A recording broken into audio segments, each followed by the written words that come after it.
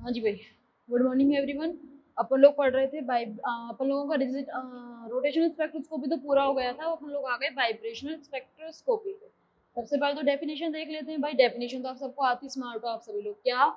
यदि सैंपल पे ऐसे विद्युत चुम्बकीय विकिरण डाले जाएं जिसकी वजह से वो वाइब्रेशन करने लगे, कंपन करने लगे, तो उससे मिलने वाले स्पेक्ट्रा को बोलेंगे कंपन स्पेक्ट्रा, और स्पेक्ट्रोस्कोपी को बोलेंगे कंपन स्पेक्ट्रोस्कोपी। बात क्लियर है? अच्छा बताओ याद करके।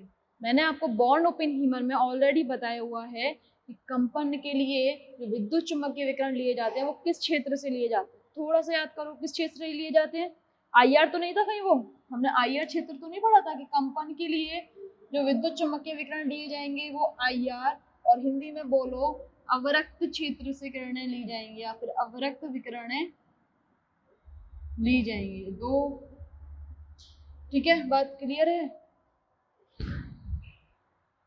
हाँ, आगे देखो, अवरक्त विकिरणों से ली गई, इसलिए स्पेक्ट्रोस्कोपी का जो दूसरा नाम है वो अवरक्त स्पेक्ट्रोस्कोपी भी होता है। याद है, मैंने बताया था आपको किसको अवरक्त स्पेक्ट्रोस्कोपी भी बोलते हैं।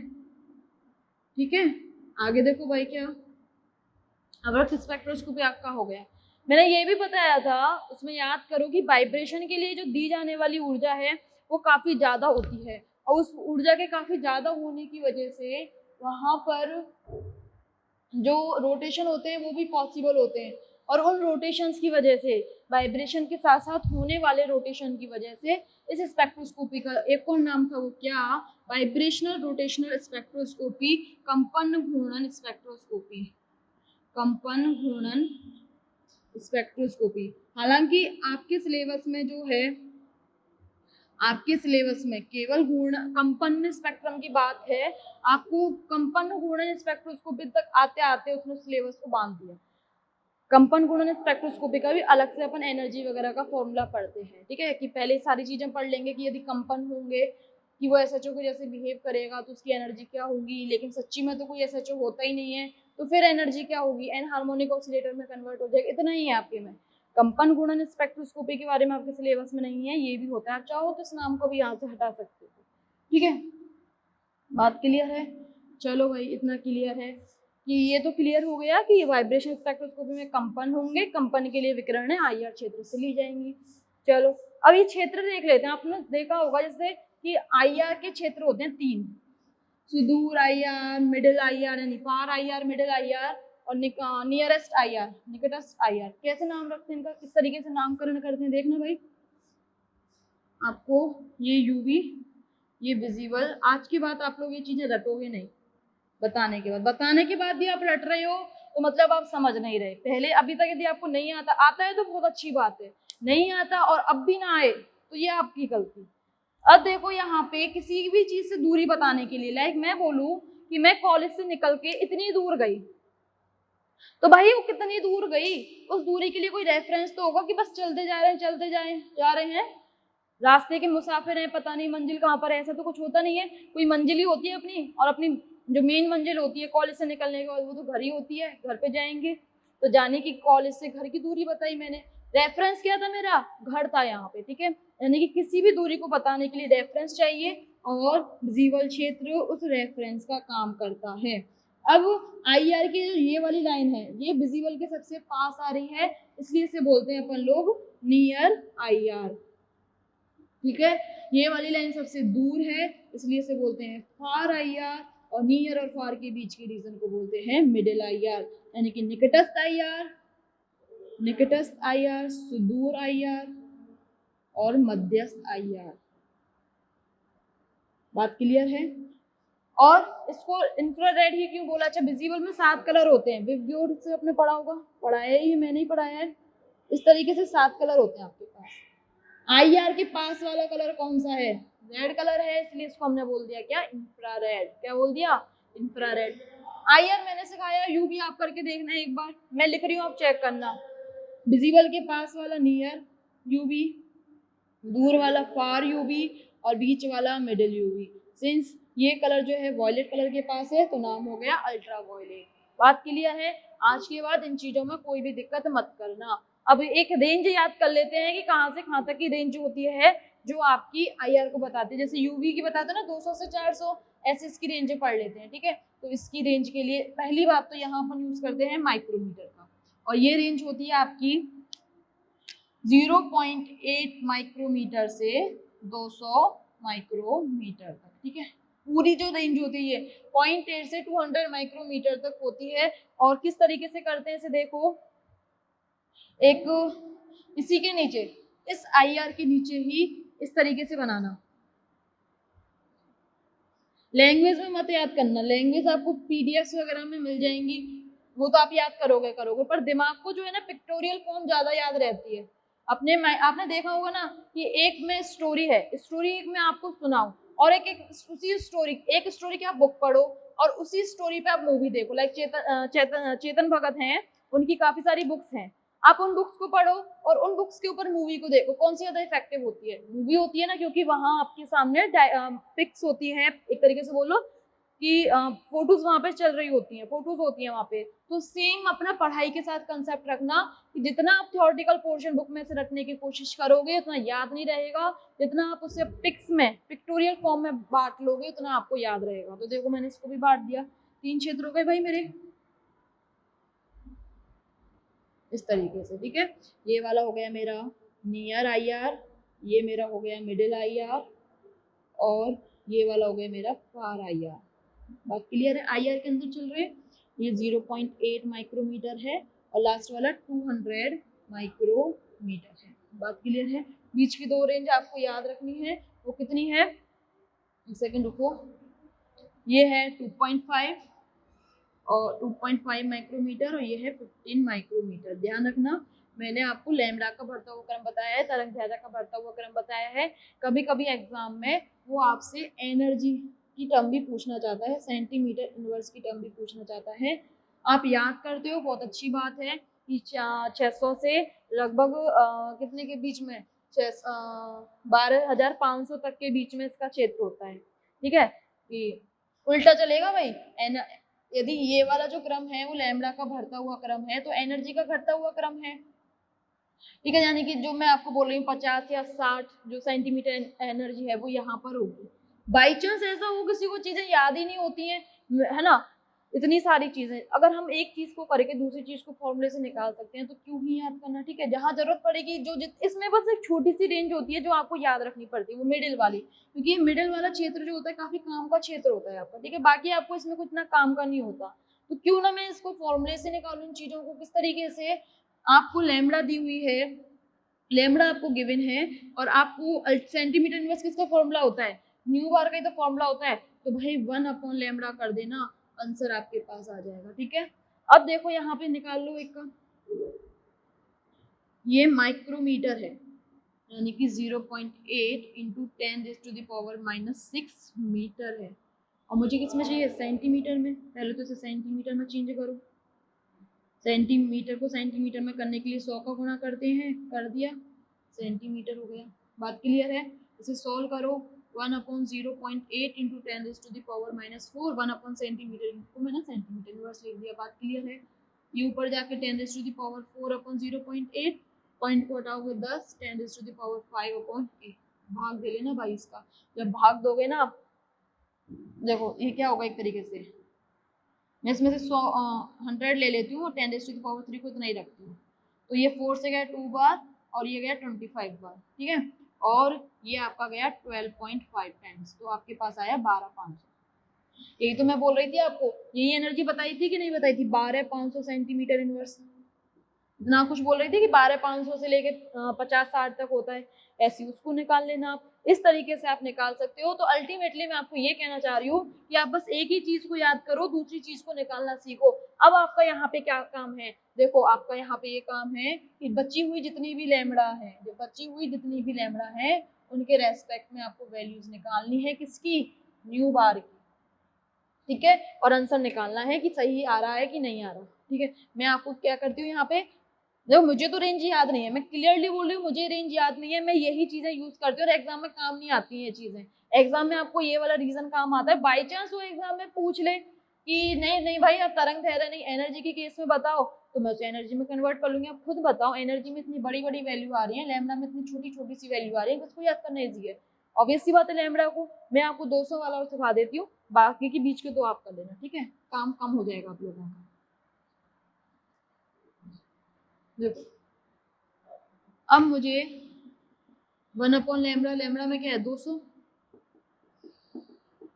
और मीटर सेंटीमीटर इनवर्स में कन्वर्ट कर लेना, उसमें सीधे सेंटीमीटर इनवर्स लिख दूँ, करो। यहाँ से 10⁴/200 हो गया, यानी कि अपॉन 200 हो गया, यानी कि 100/2, यानी कि 50 सेंटीमीटर इनवर्स होता है ये आपका। बात क्लियर है? बीच के दो आप लोग निकाल लेना इसी तरीके से। तो ये आपका क्षेत्र हो गया। क्षेत्र में आज के बाद कोई गलती नहीं करोगे। इसके बाद अपन एनर्जी पर आए। एनर्जी से आने से पहले ये तो देख लें कि कौन कौन से सैंपल है जो आपको IR स्पेक्ट्रोस्कोपी देंगे। बात क्लियर है? वहां पर भी तो हम लोगों ने पहले कंडीशंस पढ़ी थी रोटेशन के लिए कि कौन कौन से सैंपल होने चाहिए। याद करो एक बार मेरे साथ, जब तक मैं हेडिंग लिख रही हूँ, कि पहली बात गैसियस सैंपल होना चाहिए, और दूसरी बात इसमें परमानेंट डाइपोल मोमेंट होना चाहिए, ठीक है? होमोडायटोमिक मॉलिक्यूल नहीं होना चाहिए, क्योंकि उसका परमानेंट डाइपोल मोमेंट कितना होता है? 0 होता है। आगे आओ, हेडिंग डालो वाइब्रेशनल स्पेक्ट्रोस्कोपी यानी कंपन स्पेक्ट्रोस्कोपी के लिए आवश्यक शर्तें। कंपन स्पेक्ट्रोस्कोपी के लिए आवश्यक शर्तें, ये सुविधा मेरे लिए ही है, बस इधर से साफ करके इधर लिखने की। कंपन स्पेक्ट्रोस्कोपी के लिए आवश्यक शर्तें, या कंपन स्पेक्ट्रम के लिए आवश्यक शर्तें। देखो यहाँ आपको बहुत अच्छी अच्छी चीजें सीखने को मिलेगी। इसमें हेडिंग में लिखना necessary condition, necessary condition for vibrational spectroscopy. मैं स्पेक्ट्रोस्कोपी को SPY से लिखती हूँ, पता है ना आपको?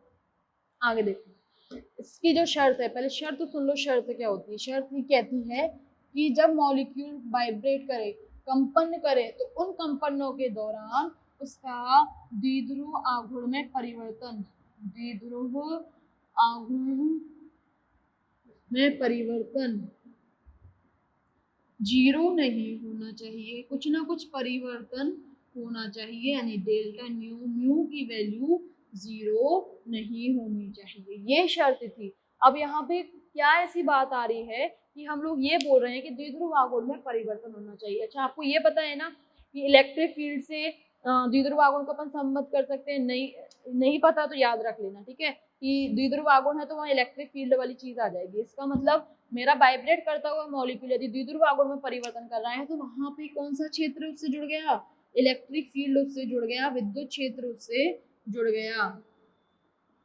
बात क्लियर है?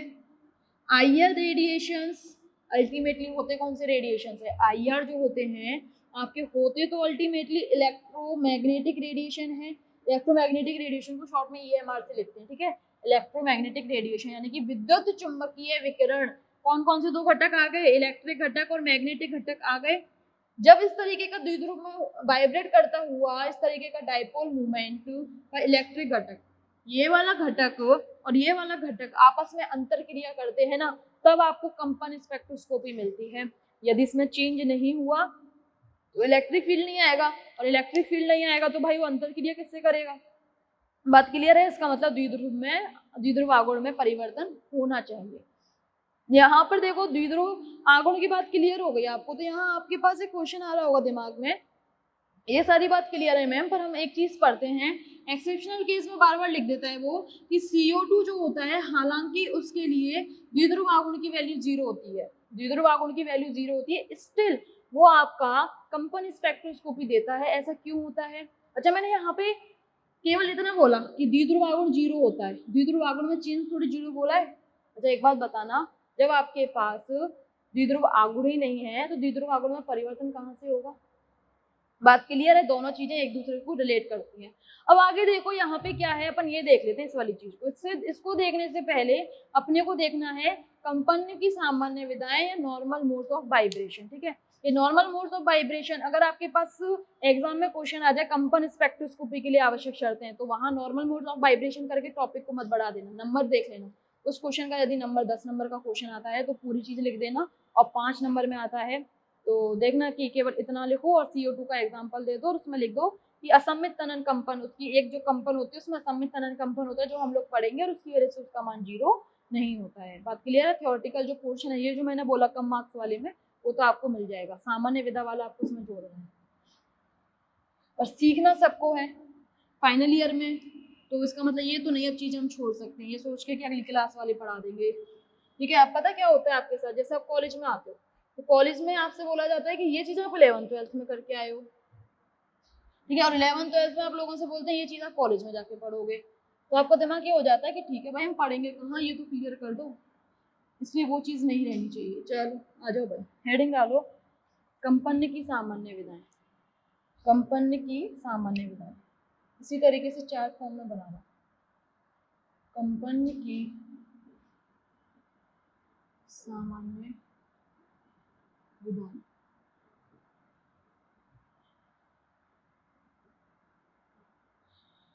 Normal modes of vibration. एक बात और बताने यहाँ पे, आप लोगों के डाउट्स पीडीएफ्स आप जो मांगते हो, एक तो मैं सर से बात कर लूँगी मैम से कि कोई आप लोगों के ग्रुप बन जाए, ठीक है, बाई चांस मैं आप और मैं यदि आपको पर्सनली आपको डायरेक्ट देना चाहूँ, ठीक है, या फिर आपको पर्सनली मुझसे कोई डायरेक्ट क्वेश्चन पूछना है, अभी तक आपके पास ऐसी कोई फैसिलिटी मौजूद नहीं है जिससे आप पर्सनली मुझसे कोई डाउट पूछ सको, आप लोग कमेंट सेक्शन में शायद किसी ने लिखा भी था, तो उसके लिए आप लोग मेरी मेल आईडी नोट कर लो, शायद मैंने लाइव क्लास में भी आपको बोला था कि मेरी मेल आईडी पर आप लोग अपना डाउट पूछ सकते हैं। यह है मेरी mail ID Bansal Nishi 1997@gmail.com, लिख लो भाई, बंसल निशी 1997@gmail.com, या फिर आप मेरे को मेरे फेसबुक पे भी देख सकते हो, वहाँ पे भी मैं PDF प्रोवाइड करा देती हूँ, क्योंकि मेल आईडी पर एक लिमिट होती है कि आप इससे बड़ी PDF को नहीं भेज सकते, ठीक है, यहाँ पे मैं आपको सभी PDF भेज सकती हूँ, तो आप मेरे को यहाँ पे भी रिक्वेस्ट भेज देना और वहाँ से PDF डाउनलोड कर लेना, ठीक है, मैं डाल रही हूँ वहाँ पे PDF डाल रही हूँ वहाँ पे। एक बात और सुनो, ये काम करो, ऐसा मत करना कोई क्वेश्चन भेज दो या रिक्वेस्ट भेज दो, ठीक है, और वहाँ ये ना बताओ कि आप हो कौन, ठीक है, मुझे पता है क्या भाई आप लोग मेरे स्टूडेंट हो कि नहीं, तो आप बस एक काम करना, जब ये काम करो, डाउट्स तो मैं लगभग सबके क्लियर करूंगी, रिक्वेस्ट ऐड करने वाली बात होती है ना, तो उसमें मैं आपको बोल रही हूँ अगर आप ऐसे भी तो उसमें आपको क्या करना है, अपना नाम लिखना है, जो भी आप चीज़ पूछो पहले या रिक्वेस्ट भेजो तो उससे पहले आपको अपना नाम लिखना है, नाम के नीचे अपना ईयर लिखना है कि मैं इस ईयर का स्टूडेंट हूँ, और अपने कॉलेज का नाम लिखना है कि मेरा मैं इस कॉलेज का इस ईयर का मेरा नाम ये है, ठीक है, जिससे मुझे पता रहे कि हाँ भाई आप मेरे स्टूडेंट हो। आगे देखो, यहाँ मैंने पीडीएफ डाल दिए इस यूनिट के, देख लेना, यूनिट 3 के तो पीडीएफ मैंने डाल दिए। देखो कंपन की सामान्य विधाएं, इसमें आप डालना दो, पहले तो तनन कंपन, इंग्लिश वाले लिखना stretching vibration,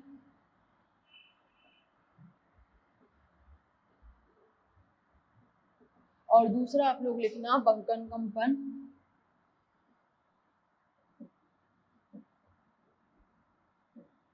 bending vibration.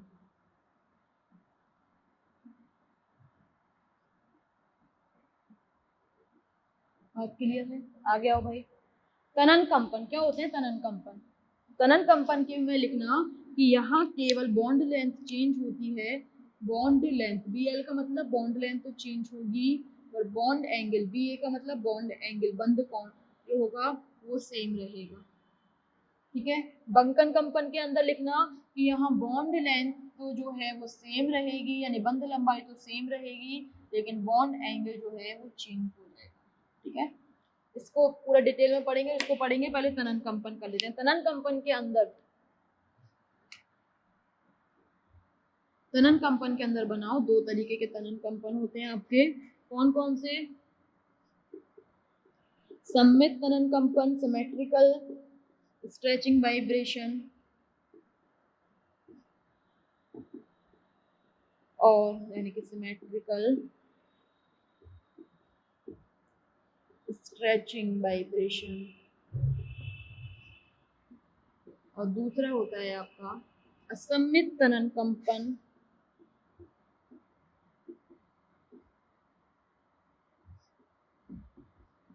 Non symmetrical या एसिमेट्रिकल तनन कंपन, एसिमेट्रिकल स्ट्रेचिंग फ्रीक्वेंसी। ठीक है, यहाँ पे भी आपके दो आएंगे, तल के बाहर और तल के अंदर। तल के अंदर या तल में कंपन, वाइब्रेशन इन प्लेन, और यहाँ ये दूसरा आएगा तल के बाहर कंपन, आउट ऑफ प्लेन वाइब्रेशन।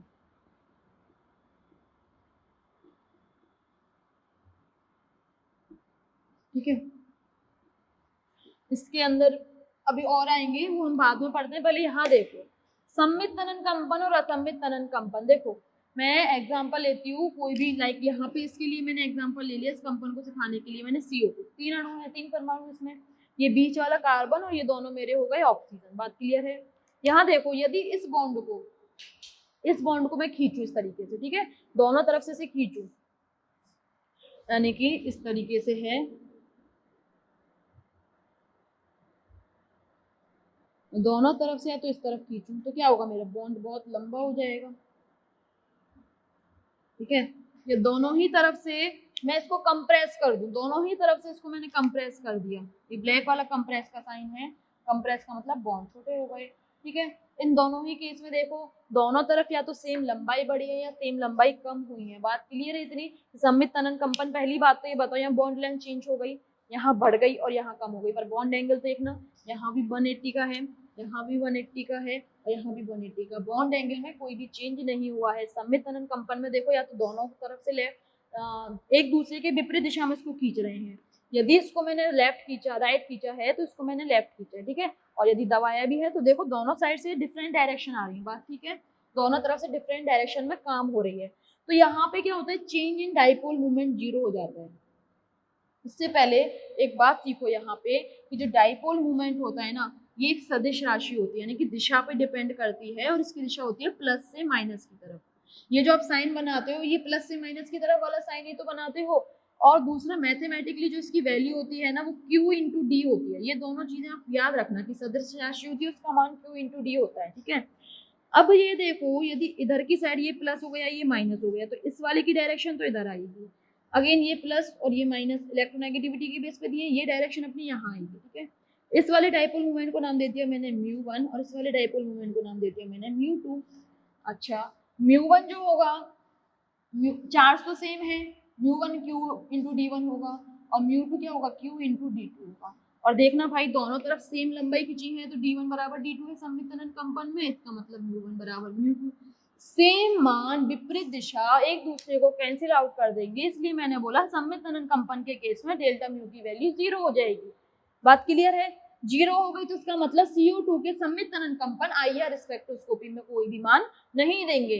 आइए असममित तनन कंपन पे भाई, असममित तनन कंपन के लिए ये मेरा नॉर्मल मॉलिक्यूल है, रुको, ये तो मेरा नॉर्मल CO2 है। ठीक है, असममित तनन कंपन, इसका मतलब एक तो है कि यार बॉन्ड ना सेम नहीं रहेंगे, एक तरफ से ज्यादा एक तरफ से छोटा, इस तरीके से कुछ अजीबोगरीब संरचना आने वाली, तो कर दो भाई। एक तरफ से तो मैंने इसको पुल कर दिया, एक तरफ से मैंने इसको पुश कर दिया, यानी कि एक तरफ से मैंने इसको पुल किया है, दूसरी साइड से पुश किया है, दोनों एक ही डायरेक्शन में काम हो रहे हैं कि नहीं हो रहे हैं? यहाँ भी इस डायरेक्शन में काम हुआ है और यहाँ भी इस डायरेक्शन में काम हुआ है। बात क्लियर है? यहाँ देखो ये D1 और ये D2 सेम है क्या?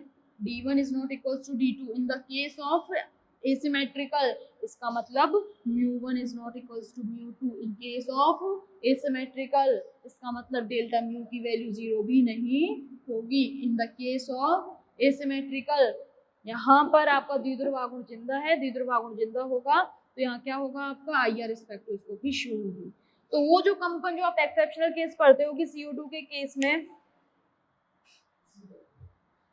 CO2 के केस में आपके म्यू की वैल्यू 0 नहीं होने की वजह से IR स्पेक्ट्रोस्कोपी मिलती है, तो वो जो कंपन होते हैं वो आपके असममित तनन कंपन होते हैं, ना कि सममित तनन कंपन होते हैं। और जिसमें आप बोलते हैं ना म्यू की वैल्यू 0 हो जाती है, वो आपके सममित तनन कंपन होते हैं। माइंड में बिल्कुल क्लियर रहना चाहिए सममित असममित तनन कंपन क्या होते हैं और एक किसकी सब हेडिंग थी, तनन कंपन की। आ जाओ भाई बंकन कंपन पे आ जाओ, बहुत डिटेलिंग में पढ़ना है बंकन कंपन। मैं आप लोग तो उसी के नीचे बनाना, आप काम क्या करना, कॉपी के दोनों पेजेस पे बना लेना, या फिर एक पेज को हॉरिजॉन्टली कर लेना, उस पर पूरा एक चार्ट आ जाए, कुछ ऐसा कर लेना, ठीक है। देखो भाई यहाँ पे कोई दिक्कत नहीं आएगी समझने में, पूरा काम प्लेन में हो रहा था, कोई दिक्कत नहीं है, खींच लिया बॉन्ड बॉन्ड को। बंकन कंपन में आपको बहुत अच्छे से समझना है, क्योंकि यहाँ आ जाती है 3D। इसको भी तल में कंपन और तल के बाहर कंपन को भी दो भागों में बांट लो। देखो इसके भाग को तो मैं इधर लिख रही हूँ, क्योंकि उधर मेरे पास जगह नहीं बचेगी फिर। देखो पहला आपका होता है कैचीनुमा, जिसको आप लोग बोलते हो सीजरिंग।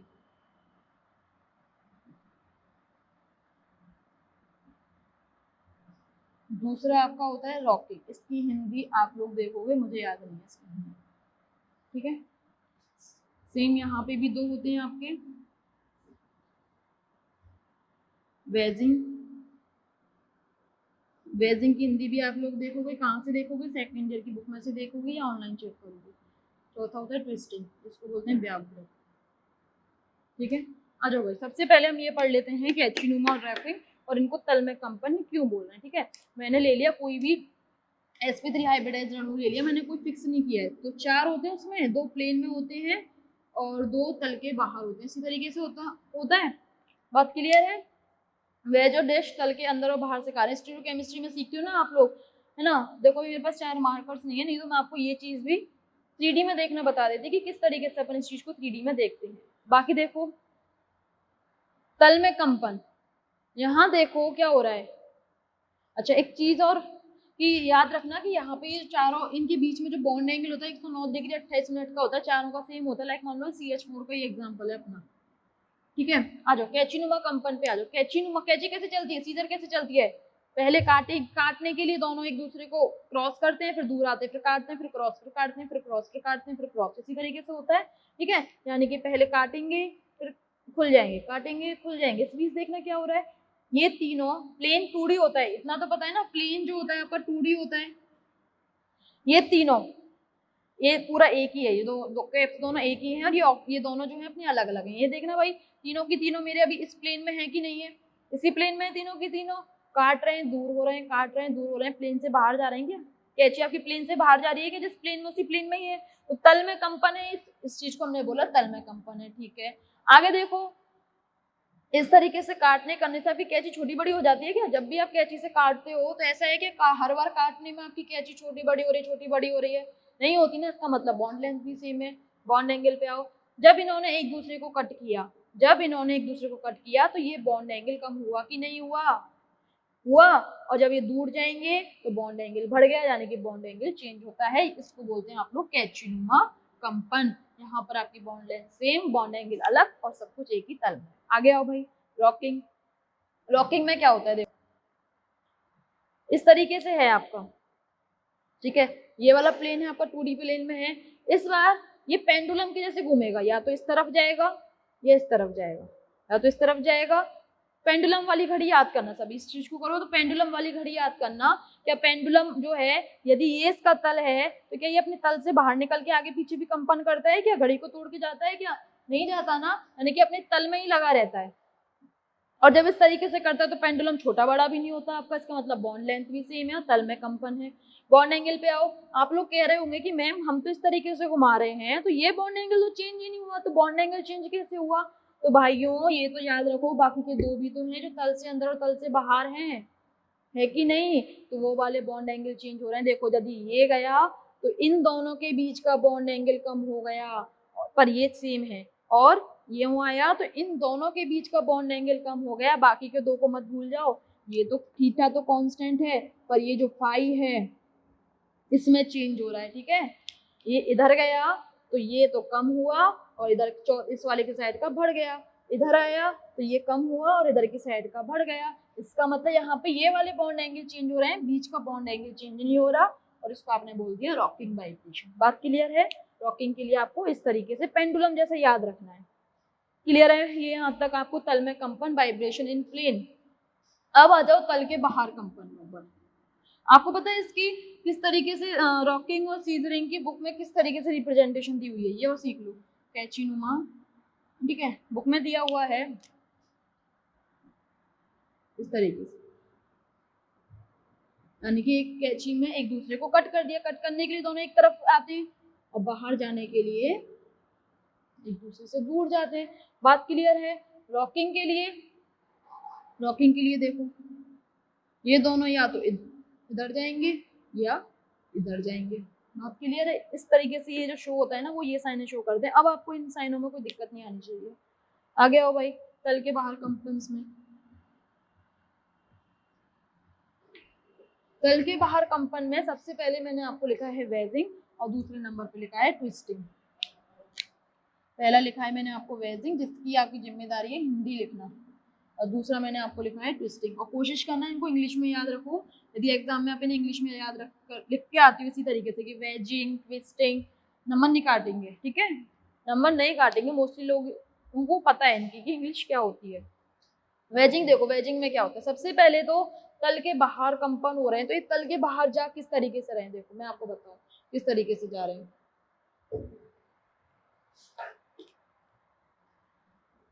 ये मेरी बुक है, मैंने मान लिया ये गेट है मेरा, ठीक है, क्या है ये मेरा गेट है, ये मेरा जो रूम, दो रूमों को सेपरेट करने वाला एक जो गेट होता है, सिंगल गेट। आपकी कॉलेज में सिंगल गेट है ना, दो गेट वाला कोई भी रूम नहीं है। दो गेट से मतलब एक ही जगह पे जो दो गेट होते हैं, ऐसा तो कोई नहीं है।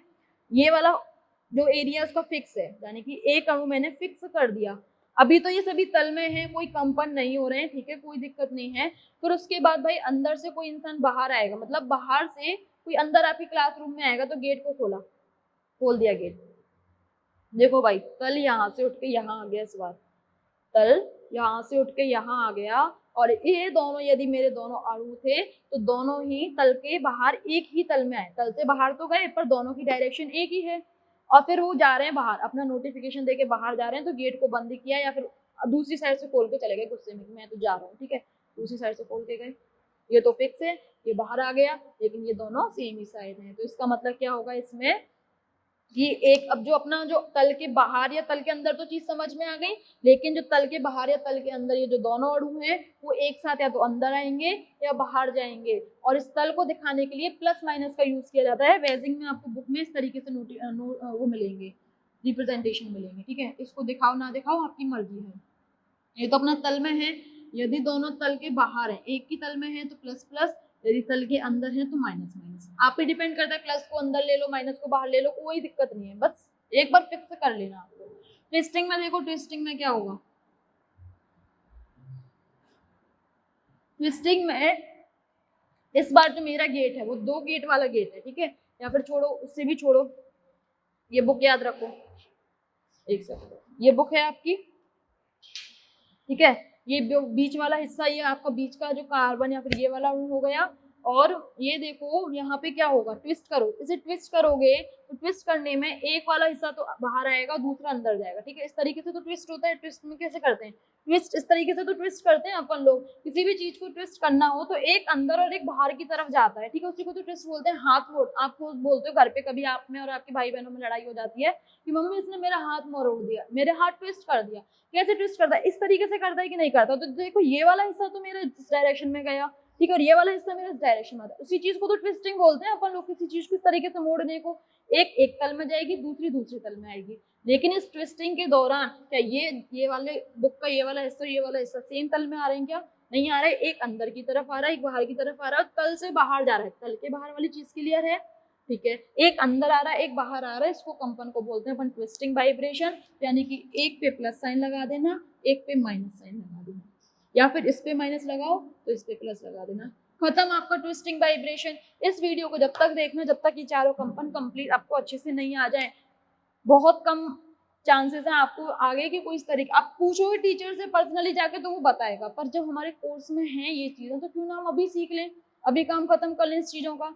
तो भाई आज आप लोगों का ये कंपन की विदाई भी कंप्लीट हो गया और शर्तें भी कंप्लीट हो गई। शर्त क्या थी कि डेल्टा न्यू आपका 0 नहीं होना चाहिए। कल हम एनर्जी पे आ जाएंगे, SHO पढ़ेंगे, ठीक है, बात क्लियर है। चलो मिलते हैं नेक्स्ट क्लास में।